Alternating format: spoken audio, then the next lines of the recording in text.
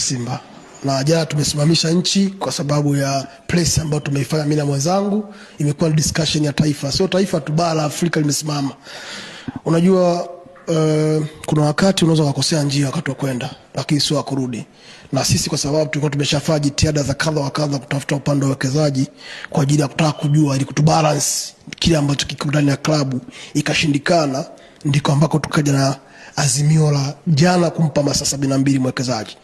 Hiyo kauli tunaivunja, na niseme tu tuombe radhi kwa sitofahamu hiyo, lakini sisi ni Simba na tupo kwa ajili ya maslahi ya Simba. Kelele za jana na leo zinavyoendelea ni kwa sababu tunaipenda Simba ifanye vizuri, ipate matokeo mazuri, tufanikiwe ndani na nje ya uwanja, tufanikiwe kwenye ligi za ndani na za kimataifa. Msimu huu umekuwa msimu mbaya sana kwetu.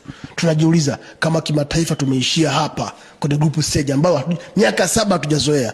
Je, ligi kuu itakuwaje? Ndio maana kuna tension, jaziba, hasira kwa ajili ya kuweza kama hivyo ambavyo tumezitoa. Kwa kimsingi niseme sisi tunatambua uwekezaji mkubwa ambao ameufanya Mohamed Dewji na klabu yetu ya Simba. Mohamed Dewji ametoa Simba mbali. Ni mtu yote anajifahamu. Ni mwana Simba pekee asiyekuwa na akili anaweza kusema Mohamed Dewji hana faida na Simba. Tunajua